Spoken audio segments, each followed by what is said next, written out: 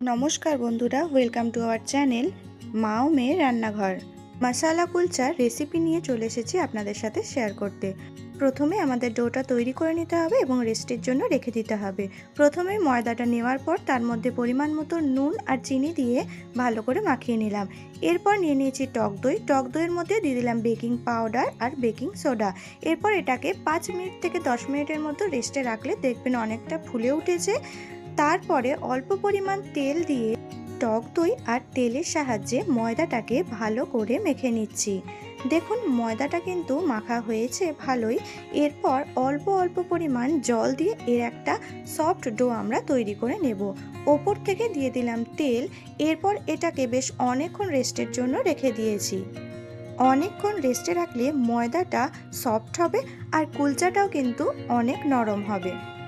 এরপর মশলা কুলচার ভেতরে পুরটা বানিয়ে নেওয়ার পালা। প্রথমেই কিন্তু তাই গাজরগুলোকে ভালোভাবে খোসা ছাড়িয়ে ধুয়ে নিয়ে এভাবে গ্রেড করে দিয়েছি। তারপর কিন্তু অল্প তেলের মধ্যে অল্প পরিমাণ নুন আর চিনি দিয়ে একটু ভেজে নিচ্ছি যাতে একটু সেদ্ধ হয়ে যায়। অন্যদিকে পনিরটাকেও কিন্তু এভাবে গ্রেড করে নিয়েছি গ্রেটারের সাহায্যে। তারপর সেদ্ধ আলুগুলোকে ভালোভাবে মেখে নিয়ে তার মধ্যে দিয়ে দিলাম পরিমাণ মতো নুন আর চিনি দিয়ে ভালো করে মেখে নিলাম। এরপর আগে থেকে ভেজে রাখা গাজরটাও এর মধ্যে দিয়ে মিশিয়ে নিলাম। তারপর দিয়ে দিলাম পনিরটা দিয়েও ভালোভাবে মাখিয়ে নিলাম।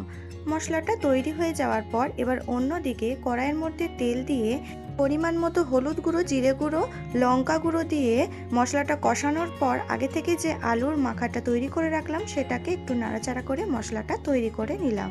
মশলাটা তৈরি হতে হতে ওদিকে ডোটাও কিন্তু বেশ অনেকটাই সফট হয়ে গেছে। আপনারা নিশ্চয়ই দেখে বুঝতেই পারছেন ডোগুলো কতটা সফট হয়েছে। এবার লেচিগুলোর মধ্যে একটা একটা করে কিন্তু পুর ভরে নেওয়ার পালা। লেচিগুলোর মধ্যে ভালোভাবে পুরটাকে ভরে নিয়ে এভাবে ভালো করে সিল করে নিতে হবে যাতে পুরটা বাইরে বেরিয়ে না যায়। এভাবে একে একে প্রত্যেক কটাতেই আমরা পুর ভরে নিয়েছি। এরপর এটাকে বেলে নেওয়ার পালা। প্রথমেই অল্প পরিমাণে ময়দা এর মধ্যে দিয়ে কালো জিরে আর ধনে পাতা ওপর থেকে দিয়ে খুব হালকা হাতে এটাকে একটু লম্বাটে ভাবে বেলে নিতে হবে। বেলে নেওয়া হয়ে গেলে তাওয়াটা গরম করতে দিয়ে তারপর একটু জল দিয়ে দেখে নিতে হবে যে ভালোভাবে গরম হয়েছে নাকি। দেখুন তাওয়াটা বেশ ভালোই গরম হয়ে গেছে। এরপর নিচে অল্প পরিমাণ জল দিয়ে দিলাম।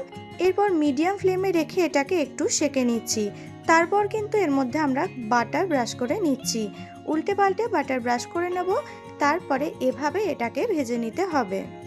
দেখুন কত সুন্দর মশলা কুলচাটা ফুলে উঠেছে আর সেকাও কিন্তু ভালোভাবে হয়ে গেছে। সফট মশলা কুলচা রেডি হয়ে গেছে। ভালো লাগলে প্লিজ লাইক, কমেন্ট, শেয়ার করে দেবেন। Thank you.